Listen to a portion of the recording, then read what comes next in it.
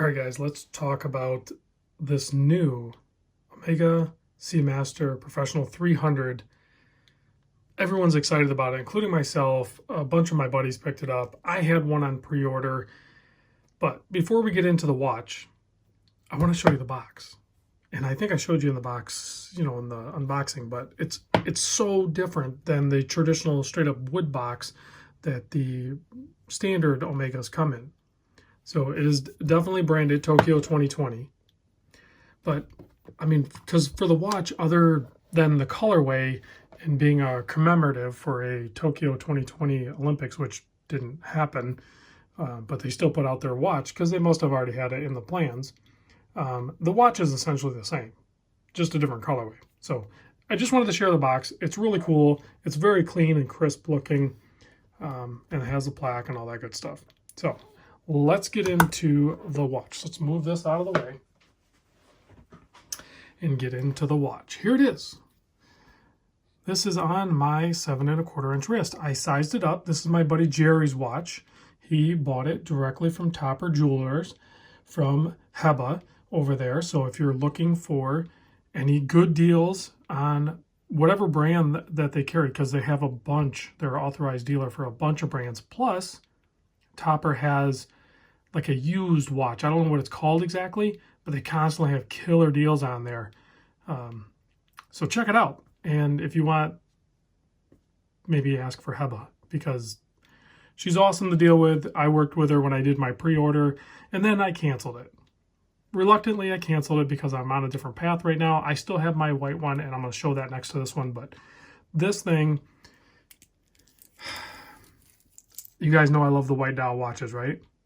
This, in my opinion, is the best colorway current run Seamaster out right now. And you guys know I have my white one with the black, and I love it, and I'm keeping it.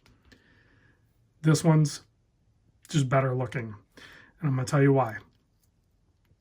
Because in most light, I mean, right there, you can kind of see that it's blue and this one's black, but you don't always have one of these next to it. So when you're looking at it in most light, it's going to look, maybe right there, it's going to look kind of just dark or black. From at a distance, you can kind of tell the bezel's blue still, but the hands look black.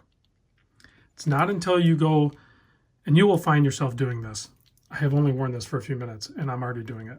You will find yourself on wrist, maybe going to look at the time, maybe just admiring your watch. But you will twist your wrist just so to catch that light and show off that beautiful blued handset and indices. And you're not even looking at the time.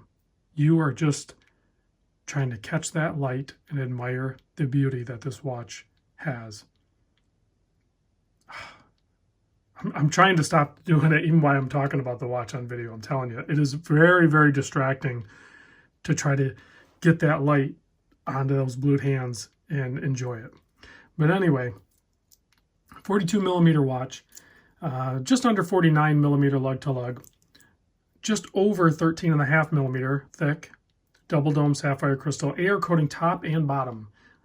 That's very important when you have this beautiful dial, because the light is going to go right through the crystal and hit that dial in those blued indices and the handset. And it's easier to make that happen when you have AR on the top and bottom of that crystal. And they did such a great job. Like right here, I'm looking at it, and I mean, you can see reflecting surfaces all around, but not on the crystal. And then even when you hit it like that, whatever reflection you get, that's off the dial, not off the crystal. It's so cool, so clean.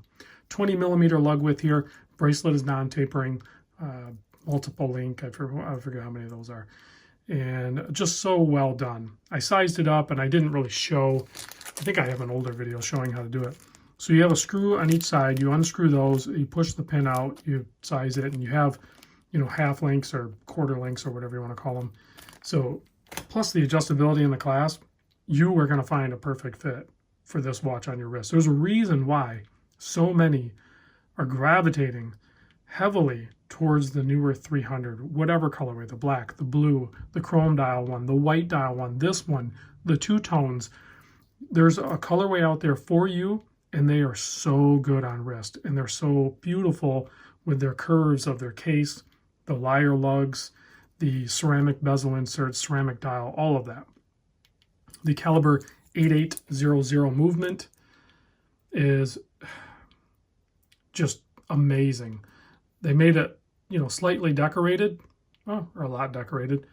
This one has the Tokyo 2020 printing on there, which I'll do a close-up of it in a minute. But you can see the movement. You can see it all happening, and it is anti-magnetic, and it has power reserve, and everything that you're going to want. I'm not going to get into the details on it. There's tons of other videos out there on that topic. Price on this one is $5,600. So it's a $400 premium over the standard models at $5,200. Usually when you have, it's not a limited edition, but when you have like a commemorative or special edition, usually they're like, I mean, if you look around, they're usually like what, $900 to $1,000 more than the regular one. This one's only $400 more. So if you have the option to spring for the Tokyo one and you like the white dial, I say go for it. I think it's amazing looking. You know, I already have my black one and I'm just going to stay the course with it, but I'd be lying if I said I don't regret a little bit canceling my pre-order. But then I would be tempted to keep both of them, and that's just ridiculous. Right? That's ridiculous, right? Okay. 120 click bezel. This one's a little bit easier to turn than mine, and the sound is a little bit different. So I don't know if there's just variance across the board. I know that's probably really loud, but I have to go all the way around now. So, and it lines up perfect. There's no issue there. Obviously, screw down crown, screw down helium valve, 300 meter depth. The crown on the newer Seamasters is like zero play. They're super robust, no wiggle. You can change with this movement. You can change the date anywhere in the timekeeping. They've got that protected. Again, you have the on the fly, just push button adjustability for wrist swell, depending on what you're doing, what time of year it is, all that good stuff. So let's zoom in a little bit and take a closer look. I know it's a little smudged up because I'm handling it, but you can see clearly that beautiful ceramic white dial, applied indices that are blued in the surround of them, the blued handset. I mean, this thing is just marvelous. Is it not?